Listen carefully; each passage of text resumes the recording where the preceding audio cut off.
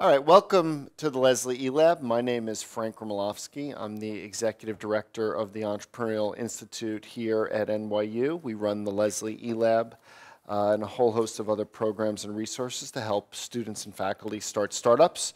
I'm also the Managing Director of the NYU Innovation Venture Fund, which I'll tell you a little bit more about at the end of the talk, but just preview. It's a seed stage or early stage venture fund that invests in startups founded by NYU students, faculty, and researchers.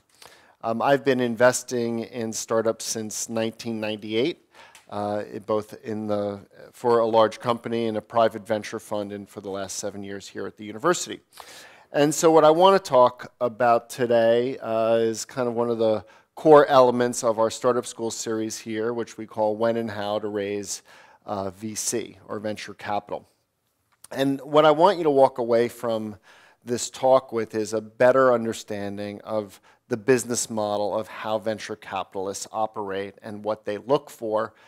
Because one of the things, if you ever do raise venture capital, they're going to want to understand your business model. But just as much as they need to understand your business model, I think it's equally important that you understand their business model. What are their interests, their motivations, their interests? How do they make money? What are their incentives and all that good stuff? All right? Is that kind of why you're all here, what you signed up for? Good. All right. So the way we'll do this is first I want to talk about some of the different kinds of investors. And I'm talking about venture capital as a general category that, as we'll talk about, includes angels and seed funds and venture capital funds themselves. And we'll demystify some of that taxonomy. And then we'll also talk about how does venture capital work? What is that's the what is their business model part of that. And then we'll talk about what I call the VC math, which is really to help you understand how their business model impacts your business model, okay, or your economic model. And there won't be any heavy lifting here. You don't even need a calculator to be able to do this all in your head. So don't think I'm putting you to do any hard work. And then we're going to talk about when and how to look for venture capital, and I'll give you some tips along the way. So first off, I want to talk about the different types of venture investors. Before I even do that, though, I want to describe the definition of an investor here. And this is the dictionary definition of an investor. It says, one who expends money with the expectation of achieving a profit or material result by putting it into financial shares, schemes, shares, or property.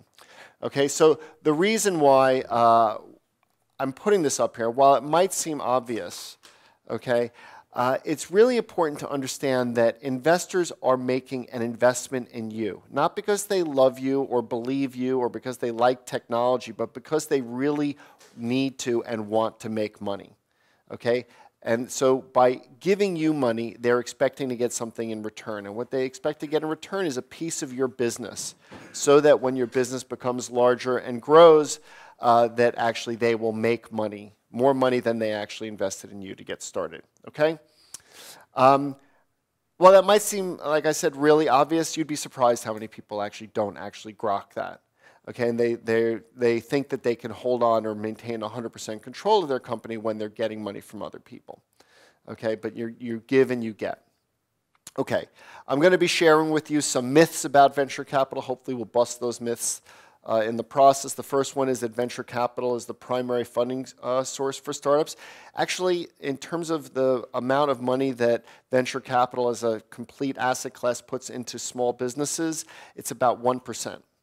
Okay, and even in the tech sector, it's in the low double digits of percentages. So there's lots of sources of capital out there for businesses to get started with. Venture capital is only one of them. Okay, for those of you who have attended any of the other startup school workshops, you might have heard us talk about some of these stages of venture growth, or as we call it here, the venture funding life cycle. Okay, these are the same 4 stages that we talk about in customer development, of discovery, validation, customer creation, and company building. I put this up here now not to give you a rehash on that, but rather to try to map how the different sources of funding out there map to the different stages of that venture life cycle. Okay, most people tend to think, if I have an idea and want to start a business, step one, raise venture capital. And actually, that's not the case. Okay, venture capital, both angels and certainly the larger funds, as we'll come to see, tend to happen over here. They like to fund businesses as they're beginning to scale. Okay, unless your last name is Zuckerberg or Musk, venture capitalists and angel investors don't want to fund your idea.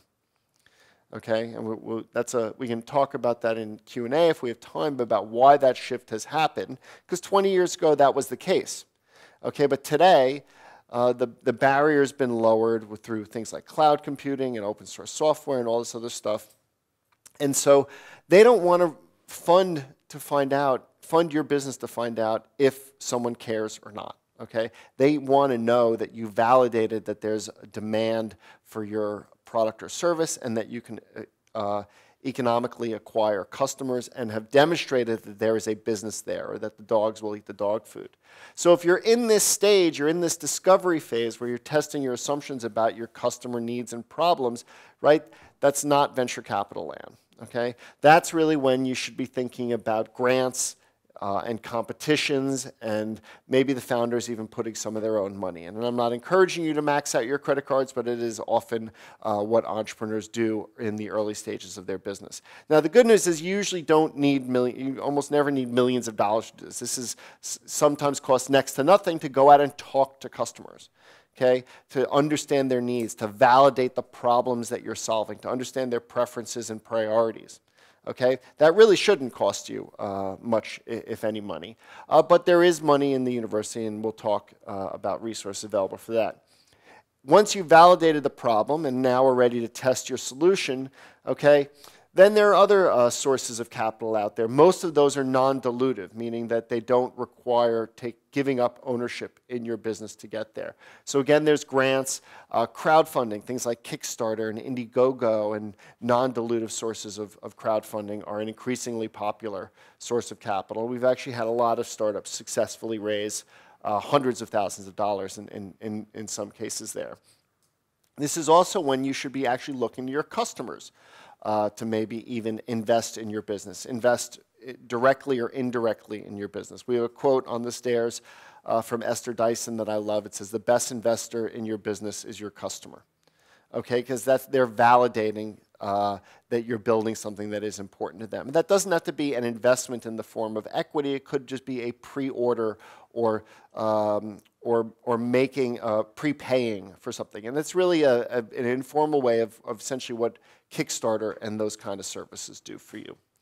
Okay, also there's something called the SBIR program. Particularly if you're thinking about commercializing research or developing something that's based on the work that you do here in the university, you might want to think about an SBIR grant. The SBIR grant program is administered by the federal government. All the major research funding agencies participate in this. It includes the National Science Foundation, the National Institute of Health, Department of Defense, NASA, Department of Energy, and a few others. And collectively, they give away every year billions of dollars. I think the total amounts to about $3 billion per year in the form of grants, meaning that there's no strings attached other than you have to achieve the objectives of the grant, but you don't have to give them an ownership stake in the business, and you don't have to pay them back. Okay? That makes them the single largest startup investor in the country. Okay, that the federal government's investing $3 billion a year. We're leading a workshop on this in a couple of weeks. On 2 weeks from today, on the 7th of November to be precise. If you're interested in learning more, that's another startup school session that you can sign up for.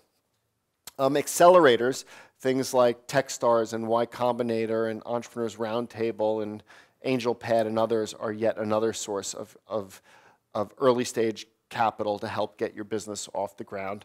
Actually, tomorrow, our good friend Alex Iskold, the managing director of Techstars, is actually going to be here to talk about accelerators and the role that they play in startup growth and development. And it's going to be a very informal Q&A format.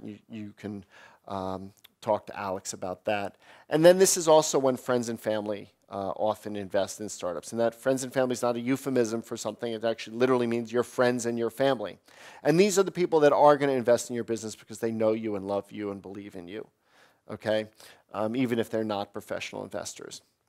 Okay, where we typically see the angels and the seed funds, and we'll talk more about what that means, but these are the very early stage professional investors, is in this customer creation phase, when you've validated demand for your product and now you're trying to scale that demand and prove that you can acquire customers economically. Okay, so you can have the best product in the world. If it costs you more to acquire them than the revenue you're going to get from the product, then you really don't have much of a business. Okay, so, and that's often where angels and seed funds like to invest, and then these venture capital funds tend to invest really when these businesses are scaling and really growing. And they want to help you get from those 10,000 or 100,000 or a million users to 10 times, 100 times that. Okay? And these are not for discrete phases. It's really more of a continuum. You will see different investors cross over and come in at different stages. But directionally, this is a way that you should be thinking about it. And of course, beyond that, there's public offerings and private equity and vendor finance and a variety of other sources of capital out there when you have profitability and cash flow and other things and you're looking to scale your business even further. So again, when we talk about venture capital, this is really the category that we're talking about on the right side here, when you're really in that customer creation and company building. Now, in that pre-seed phase, when it's typically the founders and the friends and family investing, okay, we're usually talking in the relatively small amounts of money, in the thousands to occasionally, I've seen that get up into the hundreds of thousands. And these are people putting their own money in. And they're typically investing in one round of a company. And as we'll talk about, many companies will raise multiple rounds of financing. Maybe they'll raise money today and they'll raise more money a year and a half from now and more money 3 years from now after that. These friends and family will typically invest once in the very early life cycle of the company. Angel investors and these smaller seed funds or micro funds or super angels, they go by lots of different names, will invest slightly larger sums of money, but they're also typically investing their own capital. Okay, there's money that angels essentially are frequently wealthy individuals or successful entrepreneurs or sometimes even VCs doing it on the side who are going to invest in the very early stages of startup growth. Okay, and they're investing their own checks, from their own checkbook. Okay, they can often move very, very quickly. The terms are usually a little bit more friendly or a little easier, and they also typically will invest in one round of a company's life cycle. Okay?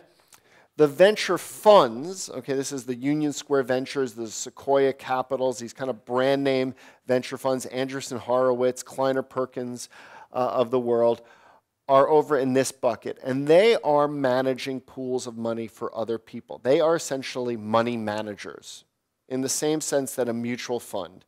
Has anyone here invested in mutual funds, either for their retirement or personal accounts? No? Or give money to a stockbroker or anything like that? Okay, well, I hope you all have the privilege of doing that at some point in time.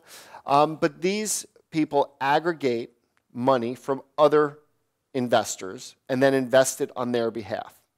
Okay, and if you invested in a mutual fund, say from Fidelity or T. Rowe Price or Charles Schwab or someone like that, you invest into a pool of capital with other investors, and then there's a fund manager who invests that money into stocks and bonds and other things like that for you. Okay, same basic principle here, the difference being that they're investing not in public stocks and bonds, but rather in small private technology companies.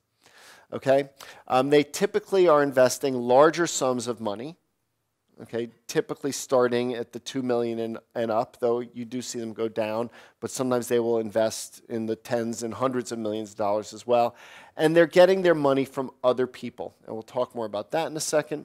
And they also will invest over the life cycle of the company in multiple rounds. So again, when we talk about venture capital as a class, we're really usually talking about these angel funds, seed funds, and the larger venture capital funds.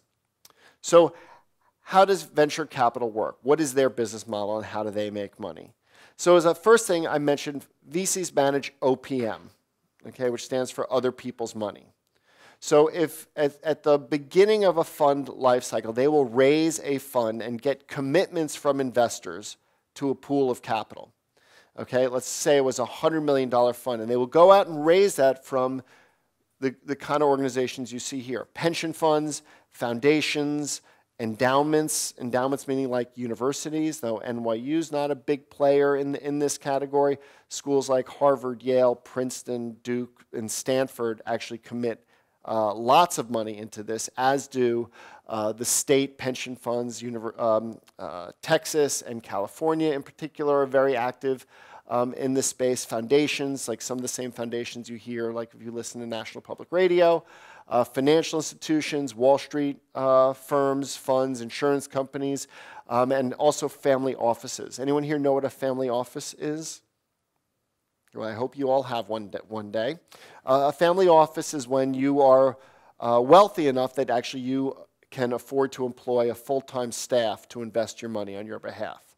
So if you have in the hundreds of millions of dollars or billions of dollars in wealth that you're looking to invest and manage, then you might actually have a family office. So you know, the Gates and Walton families certainly have family offices, and those types of folks also will invest. Okay, so the fund manager, okay, that would be like the Union Square or Sequoia, will raise that money and get that money committed over a 10-year life, typically, okay? And that means that over 10 years, they will invest that money and try to generate returns for their investors.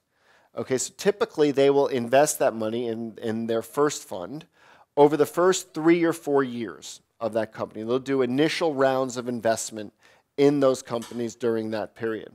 And then in the subsequent years, they'll do follow-on investments. They'll stop investing in new companies. So maybe they'll invest in your company, your company, your company in years 1 through 3 or 4. And then in the subsequent years, they're going to make second bets, third bets, fourth bets in your respective companies. Okay? Now, that's important to understand, and it's because you don't want to be getting money from an venture investor if there is 2 years left on their fund. Okay, because that means they're expecting to get their money back within 2 years. Now, in practice, there are often extensions given for these funds, and it's not like everything wraps up with a bow perfectly on the 365th day of the 10th year, but directionally, they do need to begin to return the money. So the way that they return that money, and we'll talk more about this in greater depth, is by selling those companies, either to other large companies or onto the public markets through an initial public offering. And if the fund returns are greater than the fund investments, then in simple terms, they've made a profit, okay, for their investors. So if this triangle is bigger than this triangle, then things are good, okay? Now, it's not linear like this, and it's not all so nice and smooth, but I just kind of illustrated that way to simplify the story for you. Now, the way that the investors make their money is this third point here, the 2 and 20. The 2 refers to an annual management fee that they draw down from their investors. So on a $100 million fund, they will typically draw a 2% management fee, and that'll be $2 million per year over the life of the fund. Okay, now that sounds like a lot of money, but if you're running a 4 or 6 person firm with a support staff and you have to pay office rent and travel and marketing and utilities and broadband and all that stuff, okay, the money has to cover all of that. The management fee is intended to pay for the operating expenses of the venture capital fund in its entirety. And if they need more money, tough. That's the extent of their budget for the year, and they have to work within that. Okay? Now, venture capitalists can draw a nice salary from that, okay, but they don't get rich on that, because what they're really playing for is the 20. Okay, and that refers to the carried interest, which is a fancy way of saying profit sharing. Okay, so if the fund returned, let's say, $200 million, okay, and it was originally a $100 million fund, that would mean that there was $100 million of profit, and they would get to keep 20% of that. Now you're talking real money. Okay, and that's what these investors are playing for. Okay, so you can think of it as the management fee keeps the lights on, but the carried interest or the profit sharing is really where they make their money. And very successful venture capitalists can do incredibly well in doing this. Now, in addition to what we talked about here, typically what you'll see is successful funds will actually be managing multiple funds over time. They will not cross-invest between these funds, but they will begin to raise their second fund, towards the end of the new investment period of their first fund. And then they'll start to raise the third fund towards the end of the new investment period in this third fund. Okay? But what they don't typically do is cross-invest across these funds. So it's a reasonable question for you to ask is, what fund are you investing out of? And if you really want to sound like you're in the know, say, what vintage fund is this? And that's the year that that fund was started. So a fund that was started today would be a vintage 2017 fund. You got to remember that venture capital started really in California, and so it was the whole wine thing. Anyway, okay, that's that. Now, I kind of glossed over this notion of how they get the fund return, so let's talk about that a little bit more. So the way that they get to share in that carried interest or that profit sharing is when those companies are sold, okay, or when they are exited or become liquid. This is some of the vernacular that investors use. And the way they do that is really simply by saying that they buy low and sell high, meaning that they buy stock in companies in the early days when their value is relatively low, and then are able to sell their shares in those companies later on when the company's worth a lot more. So the way that works in practice might go something like this. So this is for a company that was started back in 2004. And you can see here that they raised their Series A round, or their first round of capital, for what we call $1 a share here. Okay? It's not so much important how much they raised or anything, but just keep in mind what the price per share is. Right? So they bought, they sold shares at $1 a share in that first round. They then raised the Series B round sometime towards the end of 2005 at $1.80 a share. And then you can see they raised Series C rounds at $2.25 a share later on, a Series D round, their fourth round, at $3.60 a share. And then they ultimately, in 2011, 7 years later, had an M&A, or a merger and acquisition, meaning they were acquired by another company, okay, at $9 a share. So if I was an angel investor and only invested here at $1 a share, I got a 9x return on my investment. That's pretty good. I'm happy about that. Though it was over 7 years, that's a long time to have that money sitting on the sidelines. If I invested over time and participated in all these rounds, maybe I would have a blended share price of, call it $2.50 or $3 or something like that, and that would be a smaller multiple of the return, but I probably got to put more money to work. Okay, and maybe this last round I got almost a 3x return on my investment in less than a year. So without getting into high finance here, this is a nice happy ending of a company that raised money early on at a low price and ultimately sold it at a higher price. Okay, this makes sense so far? Okay. Now, the way that most companies end up generating liquidity for their investors, okay, is through an acquisition by another company. And that could be another public company, or that could be another private company. Okay, what might be one advantage of being acquired by a public company over a private company? Any ideas? No? Okay, well, I'll give you the answer anyway. If you were acquired by a public company, okay, a private company might give you cash, but they might also give you stock. Okay, if IBM or Microsoft or Pfizer acquired your company today, even if they gave you stock, barring any lockup restrictions, you could call your broker tomorrow and say, sell that on the New York Stock Exchange or NASDAQ and get cash the next day. Okay, so you're able to get that liquidity and return it to your investors immediately. Okay, That's not to say that getting stock in a company, in a private company, is a bad thing. In fact, Facebook acquired a ton of companies in the years leading up to their initial public offering. And they may have acquired a company for $100 million, given them Facebook stock. When Facebook went public a few years later, that stock may have been worth $200, $300 million. So that would have been a nice bump. It doesn't always go that way. It can go in either direction. And I'm not telling you that that's a bad thing. It actually can be a great thing, but there could be downside as well. So when you're being acquired by another company, you're essentially latching your car onto someone else's train, is a way to think about it. But the outcomes can go both ways. The gold standard and what everyone's ultimately shooting for is an initial public offering, or IPO, and this is when your stock is listed on the New York Stock Exchange or the NASDAQ or an equivalent kind of exchange. And the reason why that's the gold standard is generally to get a public listing these days, you have to achieve incredibly significant scale.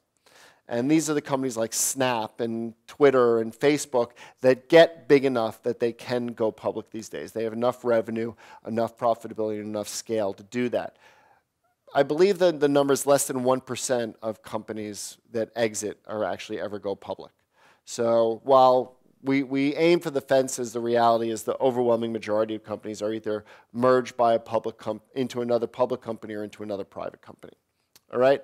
What investors are not looking for is for you to sell off the assets of the company or to give them cash from dividends. Okay, they're looking for that big return at the end of the day. And we'll talk more about that as well. Okay, and that's really important to understand because VCs do not make money on every deal. Okay, in fact, it's a somewhat depressing statistic, but 75% of startups fail to return their money to their investors. Not because of lack of effort, but just in practice, the businesses don't succeed at the end of the day. So investors go into this knowing this. Okay, now obviously we think every investment that we're going to make is going to be successful. We think everyone is going to be the next Facebook. Okay, but in reality that's not true. Okay, so knowing that, you have to manage the risk of your portfolio accordingly and invest knowing that a good portion of your portfolio company is going to fail and not return any capital, and that you'll have one or two companies in your portfolio which will actually generate the majority of the returns for you and to your investors. Okay? So that's really important to understand. The challenge is, as an investor, you don't know which ones are going to succeed and which ones are going to fail until typically it's really too late. Until you've put so much money into them that there's no opportunity to get it back because the money's been spent. Okay, so most investors, a failure is simply that it's written off. They don't get anything back from the company unless there are some assets to sell, which is usually the last thing you do before you shut it down. But they're really playing for a 10x, 20x, 100x return on investment in their company. And now that might sound really greedy, but in order to generate the returns that they need for their investors to satisfy their return expectations and to give themselves some skin in the game, this is the way it needs to work. And if you can do the math yourself, if you think about that $75 million of a $100 million fund is going to go down the drain, okay, what multiple do you need to get on that $25 million in order to generate enough return that your investors can get something better than they could have gotten by putting it into the stock market themselves? Okay, so that's where you start to get into these extraordinary returns that are required. Right? Does this all make sense so far? Okay, good. I want to shift gears now and talk a little bit about VC math and understand what raising venture capital means to you and your business. Okay, because I mentioned at the beginning that if you're going to raise venture capital, you need to give up something. Okay, what you're going to end up giving up in exchange for that money, which if you need it to grow your business, then you need it, is you're going to end up giving up a piece of your company. And that's not a bad thing, but it's just a reality that I want you to understand as you go into it. So we're going to imagine a fictitious company. I don't know if you guys know each other, but we're going to pretend your founder is working on a startup together, okay? And for the purposes of this conversation, we're going to assume that you're just treating each other as one unit, okay? If you're going to keep 60% and only give her 40% or vice versa, that's fine. But we're going to treat you as 100% for now. Okay, and so we're going to imagine that you did some ideation and you applied to Summer Launchpad, okay, which is our startup accelerator. I'll tell you more about that at the end of the talk. And you got accepted. Okay, so we're going to teach you how to define your risky hypotheses and how to actually do some customer discovery and customer validation and ultimately help you get to problem solution fit. Okay, so you have a matching of the need in the marketplace and the solution that you're going to build to create it. Okay, so you begin designing your minimally viable product. You start testing that. You like the feedback you're getting from the marketplace, so you retain McCarter & English, an excellent law firm that we work with to help you form your SLE, or your separate legal entity. Okay? You then agree to formally put in place whatever agreement you made about how the two of you were going to split up your equity. So now you own 60, she owns 40, or vice versa. And you open an account at Silicon Valley Bank to deposit all the money that you plan to make in the future. Okay? You're now in search of product market fit. You continue testing your minimally viable products, doing more customer discovery and customer validation. You begin to secure your early adopter customers. You get the product market fit. You get a nice write-up in TechCrunch. And now you realize that you can't just do it on fumes and the $10,000 that you got when you joined Summer Launchpad. So you decide it's now time to raise your first seed round. Okay? And so you hit the streets, and 3 months and 30 pitches later, and by the way, I keep meaning to update this, but 3 months would be very fast, okay, if you raised your seed round in 3 months. But let's say you guys are so good, and because you did so well in Summer Launchpad, it went smooth sailing, and you got Graycroft, which is a great early stage seed fund to invest in your startup.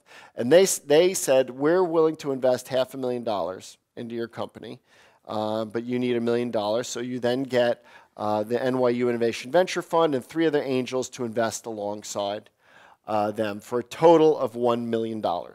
Okay, everyone with me so far? Good. So now, Graycroft says, okay, great, you raised the $1 million. We're willing to invest that at a $3 million pre-money valuation. What does that mean? Okay, the pre-money valuation is actually very literally what it sounds like. It means, what is your business worth before the money comes in? Okay, so they're saying that your business is worth $3 million, okay, and we're going to collectively as a group invest $1 million so that your post-money valuation is $4 million. That's meaning, what is your business worth after the money comes in? If it was worth 3 before, you add $1 million, it's now worth $4 million. That's the very complicated math. Okay, so why is that important? It tells you how much of the company you no longer own. That's a glass is half empty way of saying it, but yes, it tells you how much, it tells the investor how much of the company they're buying. Okay, so in this case, they are buying 25% of your business, okay? Because your company is worth 3, they bought 1 million, so it's just 1 over the post-money valuation. Okay, that's the very complicated math we were talking about. Okay, so now collectively you guys own 75% of your business. You deposit your money with Silicon Valley Bank. You pay McCarter & English, whatever it costs to document that transaction, and you decide to get back to work. You then very quickly realize that you can't do this alone, and you actually need to hire some people, and because you want to save as much of your cash as you can, you want to incentivize them to join your company and give them some stock options. Okay? Now, stock options very simply are a way to enable your employees to participate in the value creation of your business, so that when your business is sold, they get some payoff for that. Okay? And so in this example, you decide that you want to set aside 10% of the company Okay, 10% of the stock of the company for those employees. Okay? So you authorize those shares, and that means the pie still is only 100%, so that means everyone gets diluted a little bit. Okay? So you hire those first employees, you begin to identify that repeatable and scalable business model, you get a nice write-up in the New York Times, you then realize it's about 18 months later and you're starting to run out of money, and so you decide it's time to hit the streets again. Okay? This time around, you begin your pitch. This time it took 6 months and 40 pitches, but Flybridge Capital, a great VC fund, decides that they're going to invest $2.5 million in you at a $7.5 million pre-money valuation. Okay? So that works the same way as it does before. That determines how much they're going to buy. The caveat is this time they're saying, we're glad you have an option pool, but we actually think you're going to need more options. Okay? Maybe you've decided you need to bring in a CFO or maybe even a new CEO or hire a larger engineering team, and that 10% is not going to be enough to go around. And for argument's sake, let's say you agree with them. Okay? The asterisk is to indicate that the investor is telling you that they want that to come out of the pre so that after their money comes in, there's 15% left over. Otherwise, that 15% would shrink down after their money came in.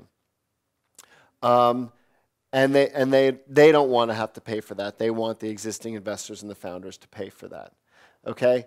And so the way you do that is for a very fleeting moment, you over-allocate the number of options that you would need so that when Flybridge's money comes in, that now shrinks down to 15%. Everyone with me on that?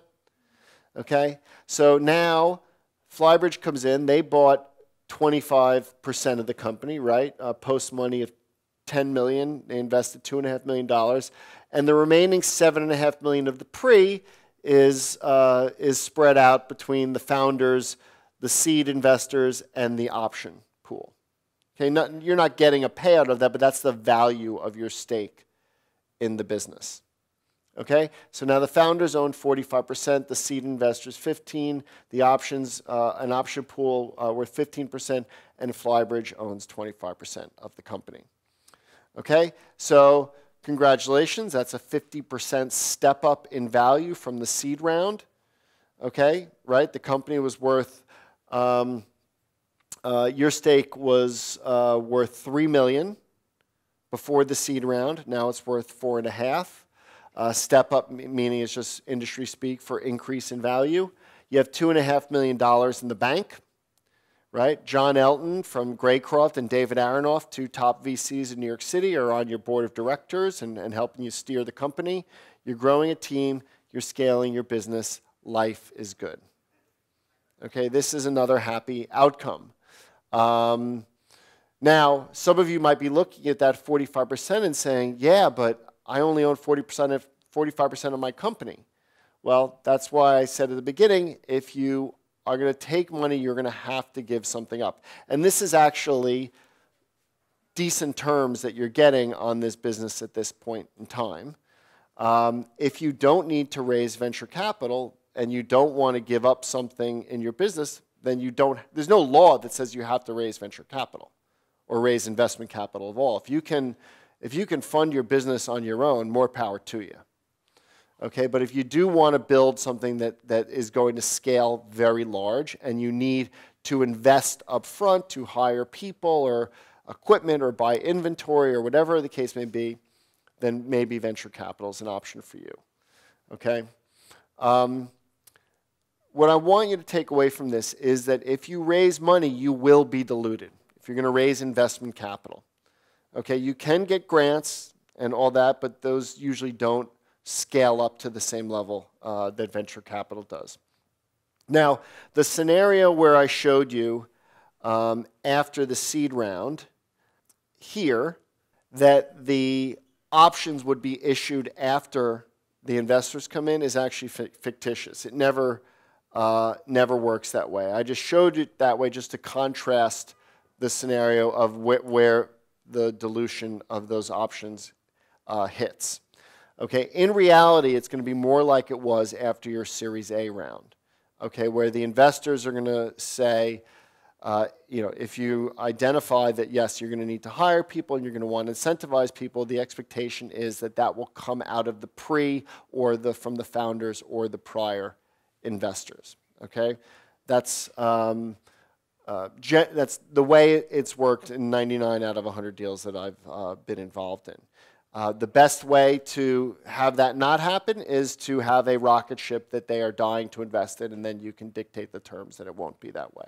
But in practice, that's generally the way it works. Okay?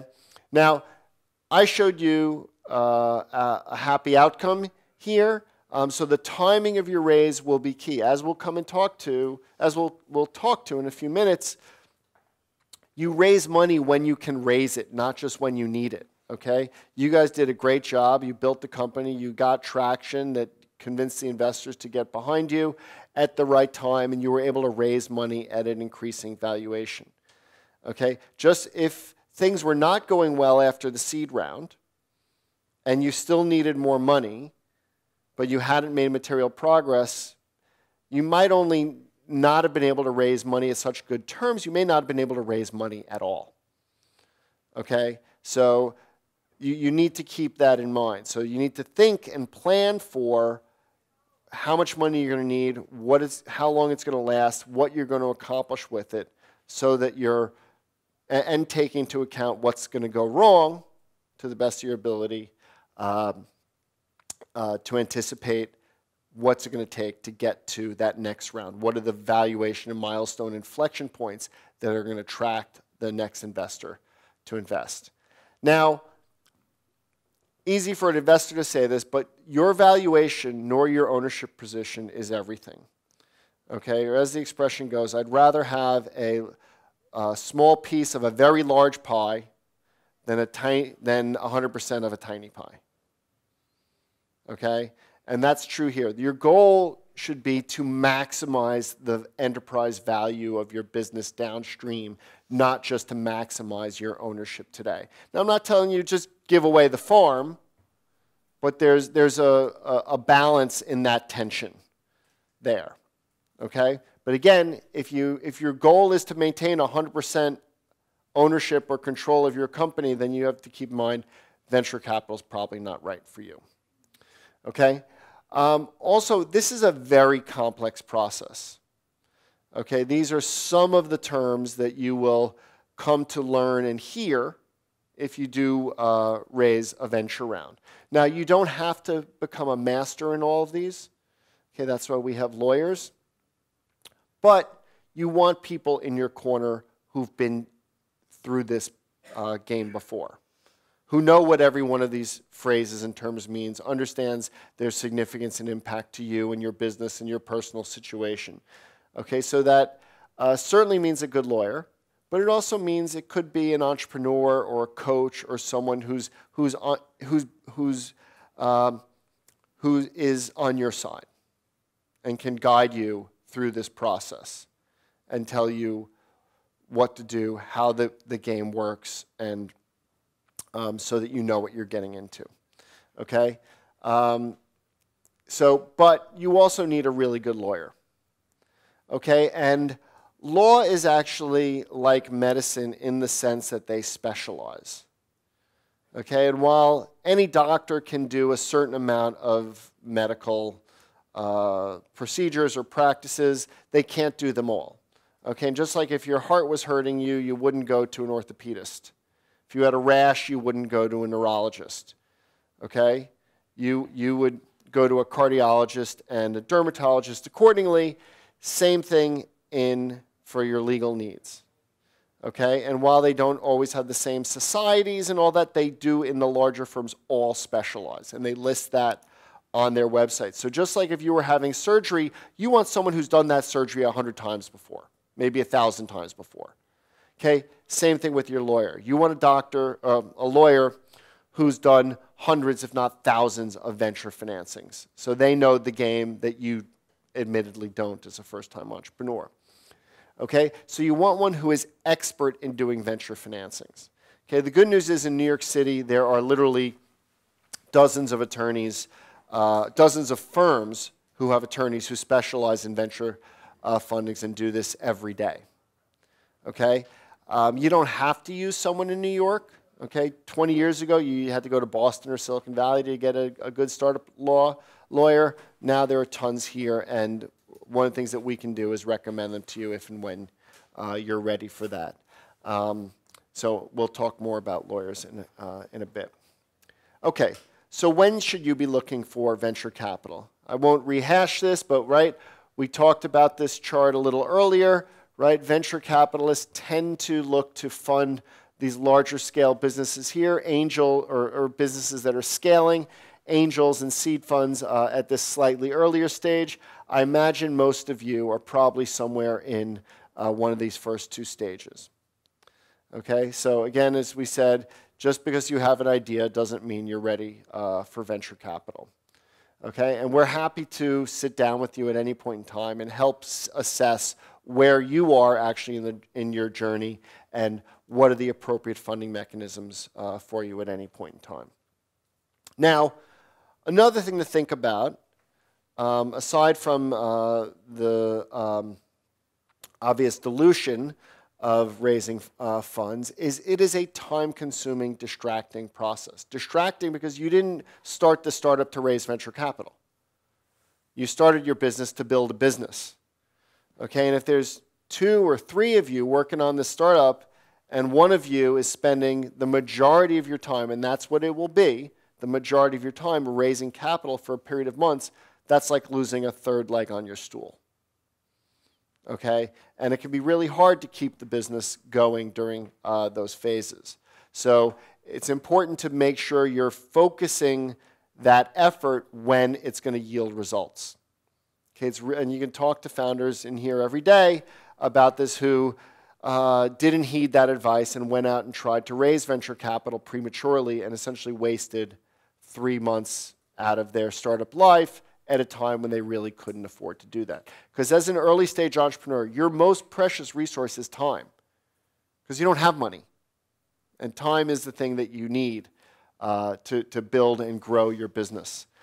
So use that judiciously. As I mentioned, if you can avoid raising money early, you will minimize your dilution. Okay, dilution is inevitable, but it can be minimized by selling shares in your company when your valuation is higher. Also, it's really hard to stop spending money once you start doing it. Okay, once you hire an employee, they expect to be paid every week or every month. And the fact that you run out of money doesn't mean like, oh, they're just going to be like, oh, okay, no big deal. You know, just pay me when you can. It doesn't really work like that. Okay? And then also things like landlords expect to be paid every month. Utilities expect to be paid every month. It's really hard to turn off those expenses really, really quickly. So if you can avoid starting those, do. You will also spend it on the wrong things. You know, kind of like, you remember when you got your first paycheck and you felt rich? And you went out and you bought a fancy bottle of liquor, or you took your boyfriend or girlfriend to a nice restaurant, or you did something that, and then next thing you know, that money's all gone. Well, it's the same humans running these startups, and the same tendencies sometimes will prevail. You'll spend it on a logo or getting a big sign for your office, and while those things might be nice and important at some point, they're probably not going to define the success of your company in the very early days when you have very little capital. The other thing to remember is if you raise that first round, okay, more so than any other round, it's being raised on the promise. Okay, you will likely need to have some traction and validation that there's a business worth pursuing. But the second time around, God bless you, the second time around, your investors are going to say, were you a good steward of that first round? Did you do something with that money that created more value? Did someone invest $500,000 into you and you turned that into $3 million in value?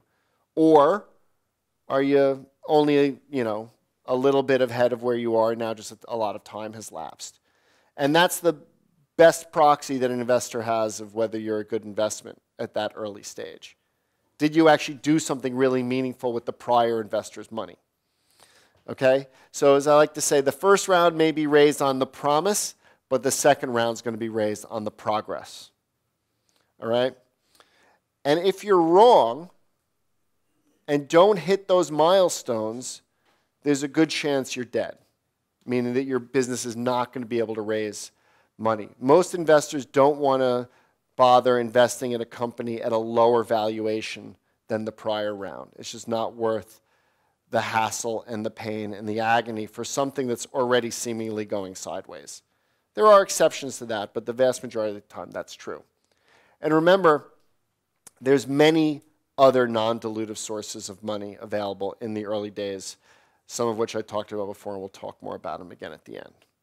All right? Is this making sense so far? Good. Some tips on getting funded. So first, let's talk about what it is that investors look for. Okay? A myth is that VCs invest in technology. Okay, VCs do not invest in technology. Okay, they invest in businesses. They may be technology-enabled businesses, but businesses have customers. They have markets. They have value propositions. They have revenue models. They may have revenue streams. They have income statements and P&Ls and maybe cash flow. Okay, they have employees, not just a patent or even an invention or a product. Okay, they're looking for some manifestation that it's a business. So they don't invest in ideas. They don't invest in technologies. Your technology is simply one element that is critical to the building of your business. It's important to think about that. So to answer the other question about what it is that VCs look for, I like to talk about this in the framework of the 5 Ps. Okay, first is that you have customer validation of a meaningful pain in the marketplace that is not currently being addressed by someone else. Okay, or that it is being that you've delivered something, a product or service that is differentiated from other solutions in the market, and you have the evidence to prove that. Okay, first, solving a meaningful problem. Second, a differentiated solution. Also, that the business has potential. Okay, potential meaning that there is a large and ideally growing market, and that you can make money in that market. Okay? Fourth is that the team has demonstrated that they can begin to move the ball downfield. Okay, that you've gone from an idea to a validated solution to building an actual product to actually getting it in someone's hands. You're first-time entrepreneurs in most cases, that's fine.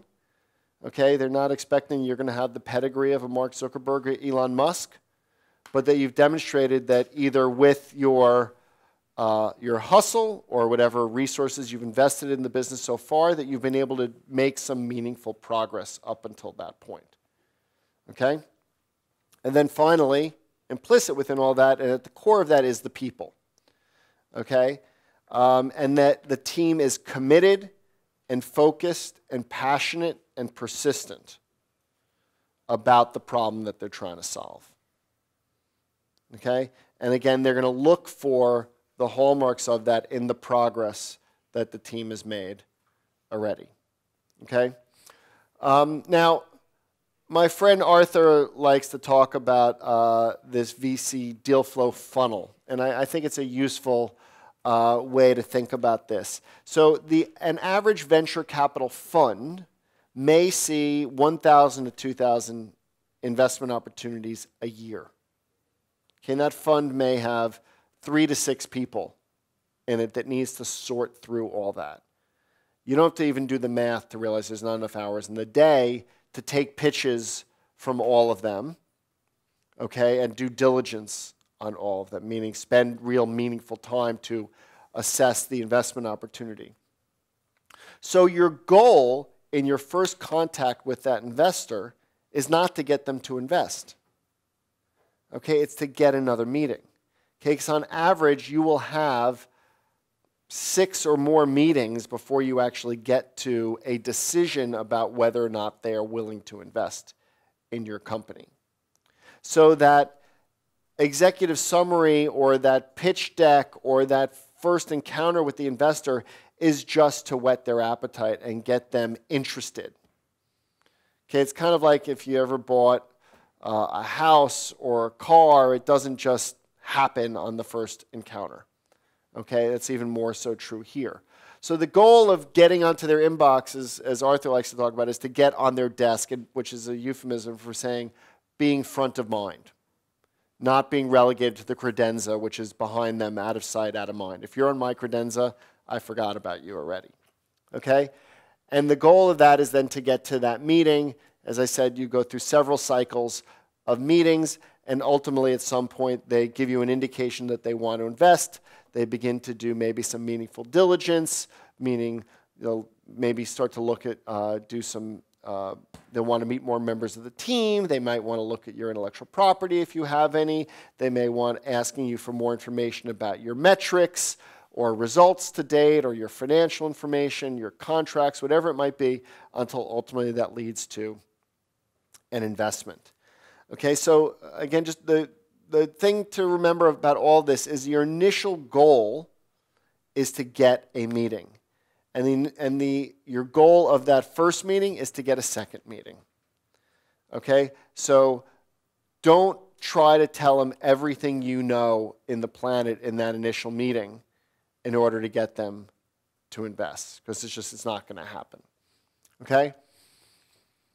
Another myth is that you raise money when you need it. Okay, this is, I think, actually the most damaging myth of all the ones I raised here. Because the fact that you need money is not of interest to an investor. The fact that they can make money by investing in you is what is of interest, right? So another way to say that is that you raise money when you can raise it. Okay? When you have some demonstrated progress or validation that there is a business worthy of investment. Okay? That it can achieve certain scale, and that some of the risks have been mitigated already. Now that's easier said than done, but that's also how we can help you in sizing up where you are in that point. Because running out of money is not a milestone. Okay, in fact, it's to your disadvantage to be out of money. Okay, the companies that get the best terms and raise the most money are the ones that aren't trying to raise money. Okay, the ones that have a business that is taking off and that the investors want to get a piece of that. Okay, and sometimes they will take that money because it can help them scale faster or achieve something better than they might be able to otherwise. Okay, another myth is that VCs are hard to meet. VCs are actually very easy to meet, okay, because they are out there looking for you. Okay, they're the buyers. They're out there hunting for the best startups to invest in. So they put themselves out there. Okay? If my bag of money here is euphemistically the people that you're trying to meet, right? Leverage your network. Do you have coaches or mentors that have connections there? Maybe you know another respected VC or angel who might not be a fit for you, but who could connect you with other folks. Could be another present or former portfolio company executive. It could be a well-respected entrepreneur or investor. It could be a service provider. All the more reason to use a lawyer or an accountant or a bank that specializes in working with startups. They have networks there. It could be a social connection. I have friends who are terrible entrepreneurs, but who are always asking me to introduce them to VCs when they're working on a new startup idea. And it could be us as well. Okay, and by that I don't just mean by asking us, but by, tomorrow Alex Iscol, the managing director of Techstars, is going to be here. Okay, we also host office hours with folks like Alex and other investors. Last week, John Elton from Greycroft was here. We had folks from 2 Sigma here 3 weeks before that. There are always folks coming in and out of our programs because they want to meet you guys. That's why they speak at panels. That's why they tweet. That's why they blog. Okay, so they want to be out there, they want to be visible. Okay? Now, another myth, though, is that you don't approach VCs until you're ready to raise money. Okay? That is a myth. And the way I like to address this one is by talking about a blog post that Mark Schuster, a VC with Upfront Ventures in LA, talked about in a blog post several years ago called Lines Not Dots. And in it, Mark talked about when he first meets an entrepreneur that he doesn't know, he doesn't really know them. And he doesn't really have a sense of how good they are and are they actually making progress? Are they moving the ball downfield? And so in it, he kind of talks about this chart that he creates where there's some arbitrary measure of entrepreneurial performance on the y-axis, and on the x-axis is time. So, but on that first meeting, you're just a data point, okay? What he's looking for is a trend line, okay? So that over time, you know, the first meeting, you introduce yourself, I'm Frank, and I'm working on a startup, we're doing X, Y, and Z, and over the next 3 months, we're going to achieve this, that, and the other thing. Okay, he meets you again 3 months later, oh, you did all that, and you did more. Okay, then you meet again and again and again, and you start to see, and he can plot you on that chart of that entrepreneurial performance metric on the y-axis. Now, in reality, Mark nor anybody else plots entrepreneurs. But when you meet someone, you know that you get a sense over time, do they do what they say? Do they exceed expectations, or do they overpromise and underdeliver? Are they a hustler, or are they a talker? Okay, and that's really, I think, the point. So investors rarely, if ever, make an investment based on an initial meeting. Okay, that's another reason why it takes several meetings, because some time lapse is in that. And you realize during that pitching process and that diligence process, is the team making progress? Okay, did they acquire more customers? Did they add those features? Did they hire those people? Okay, if everything stays the same during that fundraising process, that's not a good thing. And the fact that you're busy raising money is not an excuse for it, because good entrepreneurs figure out how to do both. Okay, so another way of saying that is the myth that VCs invest in teams with strong data. Actually, another I like to say it is VCs like to invest in the trend. What curves are those that you have that are going up and to the right, where you're acquiring more customers, you're driving your cost of customer acquisition down, your monthly retention curve is going up. Okay? You know, when I meet an entrepreneur and they tell me how many customers they have or how many downloads they have, I say, that's great, but what did you have last month? What did you have the month before that? And it might be, you know, you might have 100,000 users right now on your website. But if you had 100,000 last month and 99,000 the month before that, that's not so great. If you tell me that you had, well, last month we had 10,000, the month before that we had 1,000, I say, holy shit, tell me more. Pardon my language. But that's what investors are looking for, okay? And the truth is that when you're not leading with that positive trend, they assume either you're naive and don't understand the process here, or that you actually don't have the numbers, and they don't fall for it. Okay, so if you don't have the numbers and you're not, again, then you're not ready to raise money. Okay, some final thoughts on fundraising. One is that you should invest time getting to know investors just like they're going to get to know you. And I'm not telling you this because there's bad people out there. Okay, I'm sure there are, but that's not the point. The point is that you are going to get married to an investor. Okay, and actually, unlike marriage, it's actually really hard to divorce your investor. In fact, it's arguably harder to get rid of an investor than it is to get rid of a spouse in this country. Okay, so you want someone who you are going to be with through thick and thin over the life cycle of your company, which might be a 7 to 10 year period. Okay? And you can do that through talking to folks who've worked with them before. Right? Talk to entrepreneurs they've backed. Talk to other investors that have co-invested with them. Talk to lawyers who've worked with them. Okay? Be prepared for this fundraising process, but don't try to get them to invest in that first one. You cannot tell them everything they need to know in that first meeting.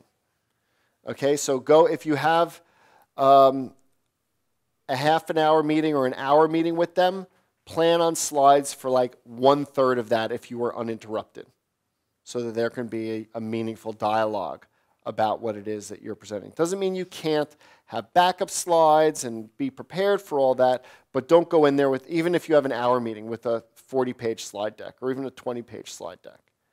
Okay, less is more. Okay? Also, you don't need a prospectus or a business plan. You definitely don't need a prospectus. Beware of anyone who tells you that you do. If you don't know what a prospectus is, that's fine. You also don't need a business plan. That doesn't mean that you shouldn't be planning. It just means that you don't need a 20 or 40-page written Word document, because no one at these venture firms are going to read it. And if someone asks you for one, it probably means they're not a terribly sophisticated investor. Now, your deck may encompass all of that, but I'm just talking about the time that you're going to take to write 40 pages worth of prose and make it look beautiful and all that. You get very diminishing returns after your very first draft of it. Okay, and it's not going to be read. I mean, remember the number of deals that these guys get. So they're looking for these warm intros, and that's the best way to get in front of an investor. Okay, and also you want professional investors. By that I mean, just like you want a startup lawyer who's done this hundreds of times, you want an investor who's done this, if not hundreds, dozens of times. Okay? You want someone who's going to offer you market rate terms, who's going to understand the process, who's going to understand governance, who's going to understand deal terms that are market. Okay? I can't emphasize this enough, because there is a lot of money sloshing around the system, particularly in New York, where there's just a lot of money, period. If someone is offering you an investment in your company, make sure they've invested in many other startups before. Don't be their first investment or even their second. Okay? Because if they give you terms that are not market, you might have a problem raising your next round. We can talk more about that offline if you want. And also, never hire an agent or a banker at the early stages of your startup. Okay? And the reason for that is really simple. If you cannot raise money from these people who are out there looking for you, then that says something about you as an entrepreneur. Okay? Because this notion of the pitch process is intentionally or unintentionally a proxy for your ability as an entrepreneur to recruit talent and lead a team, to sell to customers, and to attract the right partners that your business is going to need to succeed. And if you cannot figure out how to get a meeting with these investors who are looking to meet with great entrepreneurs and get them to invest money into your company, then that either says you don't have a great business or you don't have the hustle it takes to be an entrepreneur. Does that make sense? So what you want to do is, if you get that meeting, you want to tell a story and engage your audience to get that next meeting and cover the bases about your business. Don't tell them everything, but don't make it just about your product or tech either. Okay? And remember, it doesn't just stop with your pitch deck. Okay? So that means write a thank you note, do follow-up, and all that. The other point I'll say is the best outcome of a first pitch meeting, the best possible outcome, is that they schedule the second meeting right there on the spot. They open up their calendar or they call in their assistant and they try to figure it out. Okay? If they say, thanks for coming in, we'll get back to you, and you don't hear from them by tomorrow, it's not a good sign. Okay? So most people come out of these meetings thinking they went well, and in practice, most of them don't.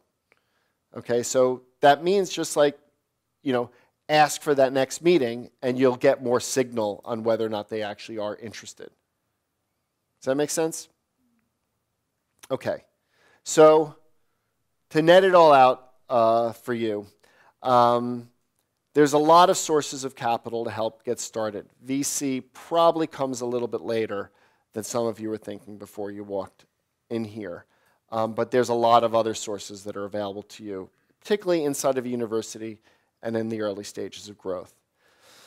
Remember that venture capitalists, at least the funds, are actually professional money managers, and they are incentivized and will act accordingly. Okay, remember they have a legal and contractual, or as we call it, fiduciary obligation to maximize their return to their investors.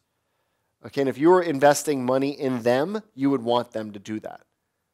Okay, so they may talk about being pro-entrepreneur and founder-friendly and all that, and that may be true.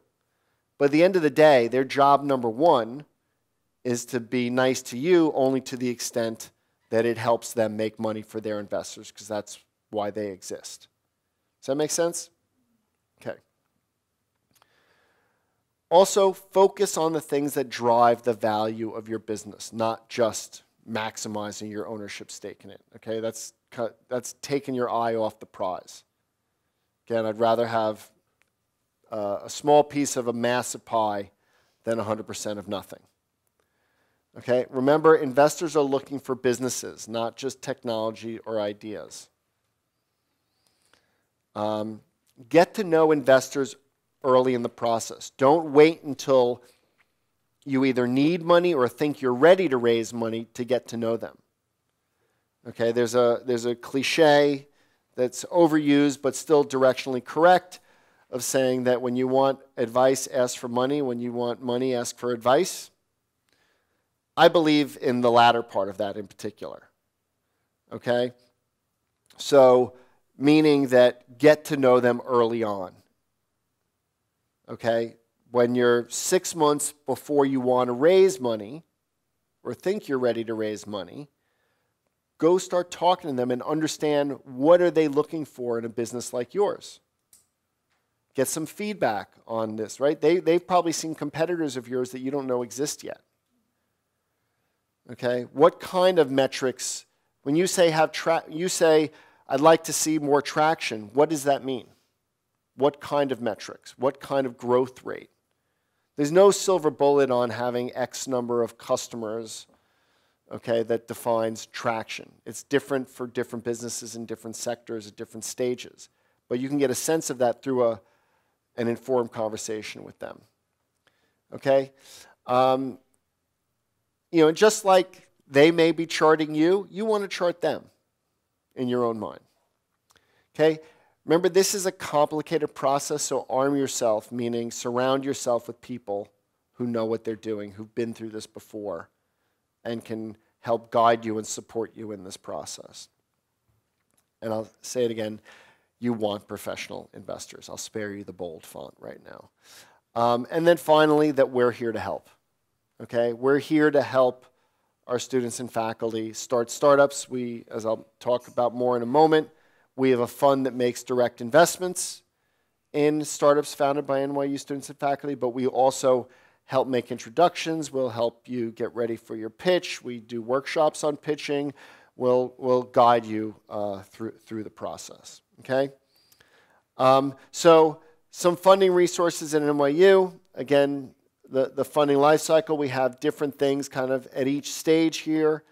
The first that I'll mention is our prototyping fund. If you are building or thinking about building a physical product, something in hardware or a soft good, not software, then this is a grant program where we give up to $500 in initial grants to students to help them build something. So if a few $100s is holding you back from actually buying the components that you need or getting access to that specialized machinery to build a product or service, Sarah, in partnership with our friends Anne-Laure Fayard at the Tandon School of Engineering, we give out, how much is it, $4,000 a semester now, in grants to anywhere from 8 to a dozen teams per semester. This is the 9th cohort that we're running right now. The teams that participate not only get money, but they also get training and support and coaching. And then there's also a showcase at the end where we invite the community to show off the progress that you've made. We've had teams over the years that have participated in this go on to enter and win the Entrepreneurs Challenge, the Innovation Competition, participate in our Summer Launchpad program, go into Techstars, raise venture capital. I think as of this moment, we have 4 or 5 that are actually generating revenue from something that got started. We have one of them over here. We have a prototyping fund grantee. Who's in the prototyping fund right now? No one? Oh, here. I'm sorry. I thought you were pointing over there. Great. Awesome. So that's the prototyping fund. And then if you make sufficient progress in your phase 1 grant, then we actually will offer, or you're eligible, I should say, to apply for a phase 2 grant of up to $2,000 per team, right? All right, so that's the prototyping fund. Another new initiative that actually we just announced yesterday is something we're calling the J-Term Startup Sprint. And this is for NYU students and postdocs. It's a 2-week intensive startup sprint, boot camp program, immersion, however you want to think about it, where we're going to teach you how to go from an idea to startup in 10 days. If you're around during J-Term, the dates specifically are January 9th through the 22nd, I believe. So it's 2 full-time weeks, and you can commit to doing nothing else during that time but working with us and working on your startup. We are offering info sessions about this over the next few days. I'll give you the dates of those at the end. And each team gets a $350 grant for the 2 weeks in the program, and then we will give up to $3,000 in grants to 2 or 3 teams at the end of the program that are the top performers. And again, that's grant money. So that's the J-Term Startup Sprint. Applications will be due for that on November 20th. There's also another program that is run, in this case, outside the university, but specifically for university students who are working on engineering or technology-based products that have a social impact. Okay, social impact, simple way to think about it is if you're working in healthcare, education, environmental sustainability or clean energy or serving underserved communities, then you're a fit for this. If you're working on another app to figure out who you're going to have dinner with tomorrow night, this is not for you. Okay? But it's run by a nonprofit called VentureWell, and they will give initial grants of $5,000 and second phase grants of up to $20,000 to teams that meet that criteria. If you're interested in applying to this, they have 3 flights or 3 cohorts per year. We just passed the deadline in early October for this. The next one is February 7th, 2018.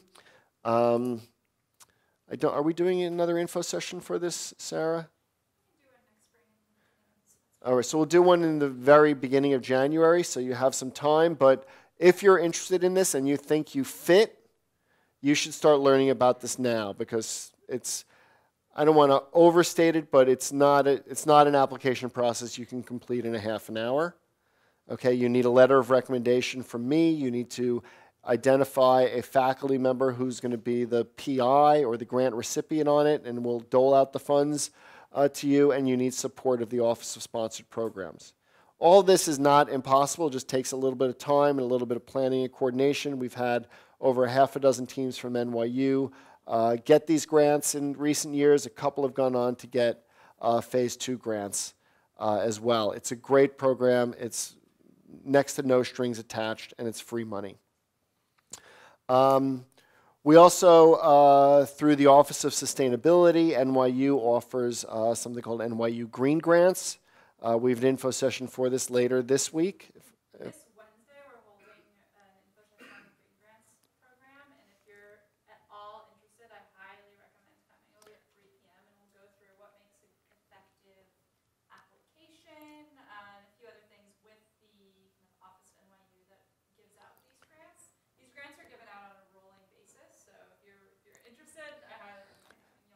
So as the name would suggest, these are for people doing something to green NYU, the city, or the larger planet.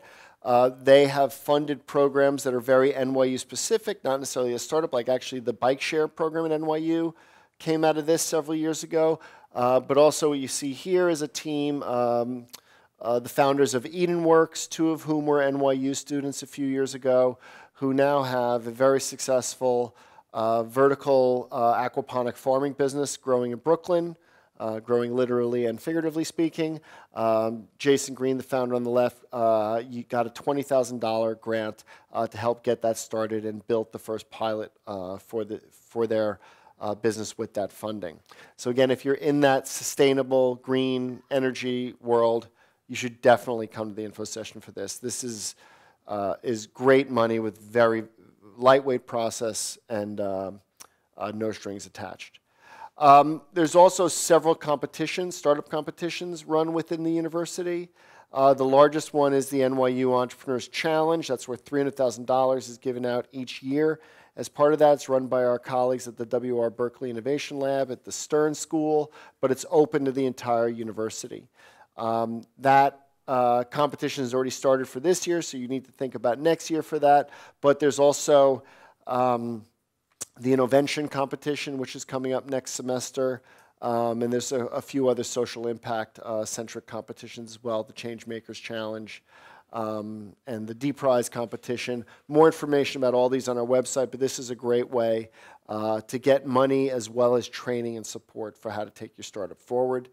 I mentioned this earlier, but we also, in the Entrepreneurial Institute, run something called the NYU Summer Launchpad. This is a 10-week intensive accelerator run out of this space over the summer. Each team gets a $10,000 grant. They get training. They get mentorship from entrepreneurs from the New York City startup community. They get 24/7 access to the Leslie eLab for the summer. A lot of food and a lot of learning and a lot of fun. We've been running this for 5 years. We get about 100 applications each year for 10 spots.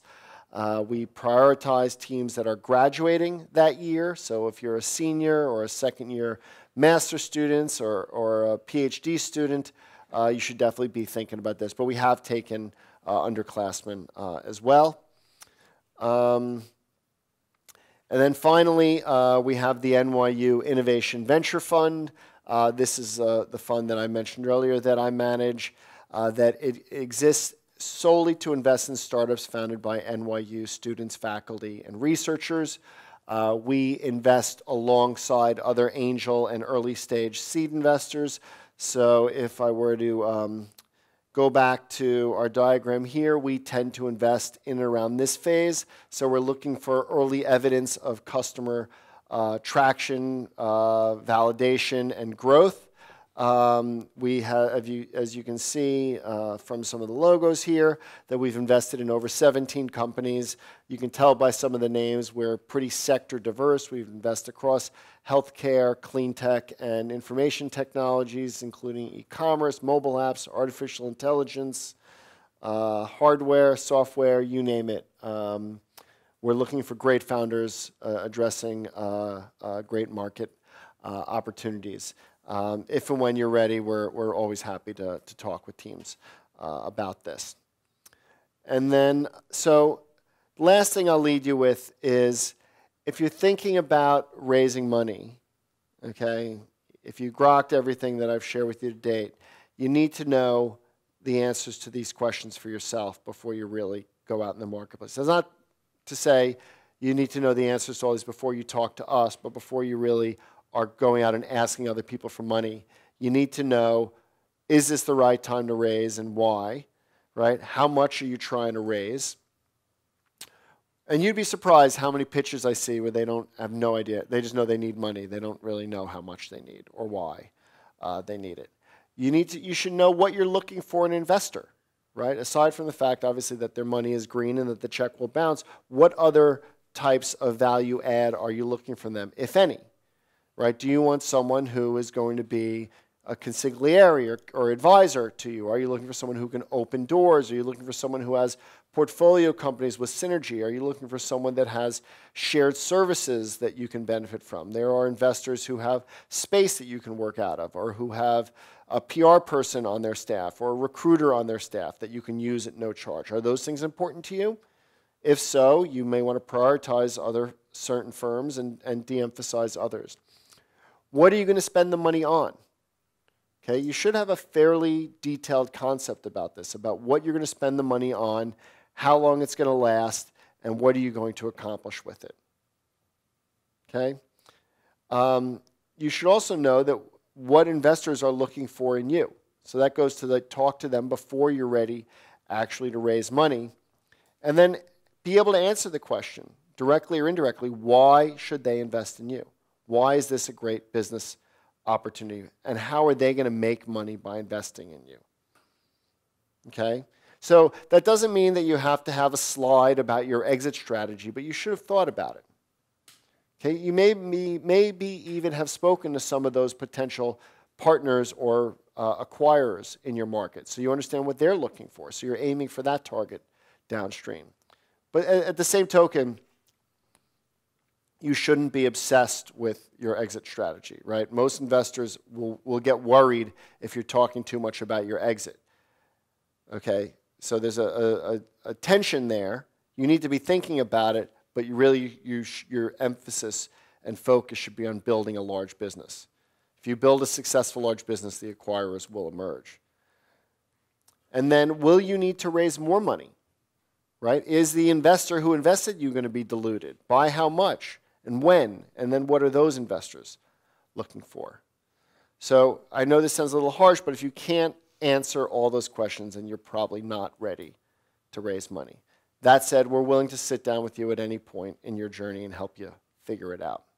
I'd also strongly encourage you, if you haven't already, to sit down with a member of our team, one of our coaches. We call them our Blackstone Launchpad coaches, due to a generous grant from the Blackstone Charitable Foundation.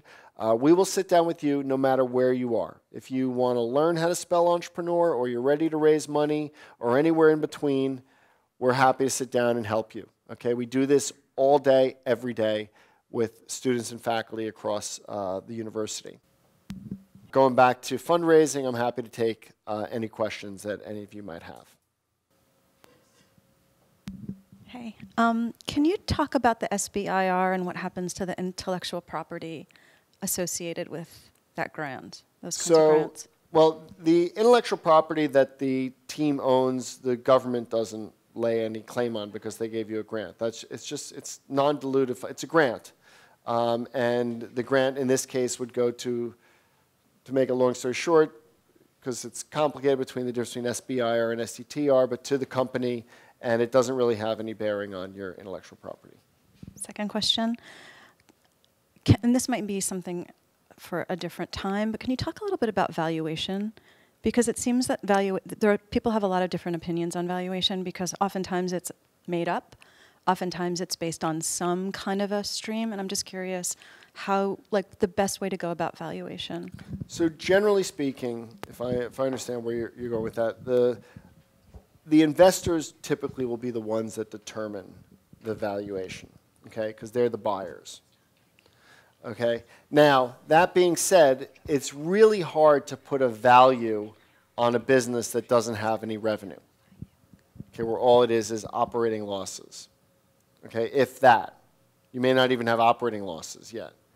Okay, the way that classical financial analysis tells us is we look at revenue, we look at profitability and cash flow streams and comparable company analyses, but all that is out the window for startups. So that was the reason why I told you earlier that the majority of an investor's portfolio company is going to fail. So one of the ways that they try to assess valuation is by backing into what they need to get in order to justify the returns that they need in their portfolio, okay, understanding that the majority of their portfolio is going to end up losing money. And so that's why I raised some of those questions about how much are you going to raise, how much more do you need to raise, when are you going to raise it, what are you going to accomplish with it, so they can start to have a sense of, okay, what's the potential of this business, what's the dilution that they're going to bear, how much capital is this business going to need, and you can start to do some either very sophisticated or primitive analysis to model that, and that will help to give them some boundaries for, okay, this is what this business may be worth down the road, okay, adjusting for risk, this is the amount of money it needs to raise, this is what my return would be, therefore I need evaluation of this today, is directionally how it works. That said, the best way to maximize your valuation is to A, have a kick-ass business, and B, have multiple people trying to invest in you, right? If there's multiple buyers for a house, what happens? The price goes up. Same thing with your company. Okay, so that's easier said than done, but when you have one buyer and they have the money, then more often than not, they're setting the valuation. It can be a negotiation, but they're not going to put a lot of stock in, well, your financial my financial projections say my company is going to do this. And they've seen this movie before. And they have certain objectives that they're trying to achieve. And so, does that make sense? Other questions? Yes. So just correct me if I'm wrong. Does in the seed round, if I'm using convertible notes, does the valuation get determined or no? Good question. So does everyone know what a convertible note is? So I didn't really delve into it in the interest of time, but the short answer is rather than selling stock directly, okay, sometimes investors, particularly angel investors, will, instead of buying shares, will quote unquote lend you the money with a convertible note. Now, even though it legally looks like a loan, they don't really ever expect to get paid back in the same way that a bank gets paid back when they lend you money. Rather, what happens is they invest in the note and hope and expect that it'll be converted into shares when someone else comes in and raises money, invests money at a subsequent priced round. Okay? The reason why they do that is it's quick and easy to raise money via a note. It's less legal expense, and they typically don't have to put down a hard valuation. However, right, however, there has to be some conversion formula. And so that is typically they'll put a cap on the note and I'll explain what that means in a second, and or a discount to converting it the subsequent round. So if you were to raise money at, let's say you raise your Series A a year from now at $10 million, and you had a capped note at a $5 million valuation, okay, that means that the money that they invested in the note would convert into shares at that $5 million cap rather than the $10 million valuation that the A went in. And it would usually be the the greater of the note or the cap, or the lower of the cap or the discount to that subsequent round. Awesome.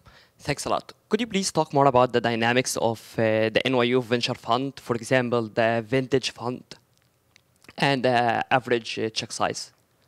So in terms of the dynamics, if by that you mean when do we invest? Or, no, I'm like, for example, you mentioned what's the vintage fund?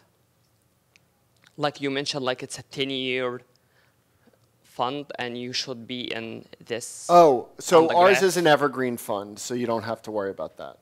Meaning that we are always investing in new investments, so you don't have to worry about us. Okay, so that's one thing. I can explain more about that offline. But the second part of your question was average check size is $100,000. And so we will invest in a round with other angels or seed funds. We'll invest $100,000 typically as part of a larger $500,000 to $2 million round. So we're going to be a small investor as part of the larger syndicate. Thank you so much. You're welcome. Other questions? Thank you. So you mentioned the first question we should ask ourselves is when we should start raising funds, and how do you set up the runway for yourself? And do you have the regular time or regular circle for that? Let's say 6 months or 3 In terms of the amount of time it takes to raise a round, or the amount of time the money should last? Yes, but in the beginning we don't know about those numbers. We only have assumptions. So how do you know when to start exactly? I mean, how do you answer this question? I mean, Well, I think everyone every situation is a little case specific. right. And so that's why I encourage you to engage with our team, and we'll try to help identify your specific situation and what your financing needs are, and when we think you're kind of a few months away from being ready, so we can start to help introduce you to folks and have those conversations. But that being said, if you start coming here, participating in coaching sessions, then you'll be eligible to do office hours, meet with VCs, and you can ask them yourself, or you can just go to events. All right, is this helpful? Very much. Absolutely. Great. Thank you.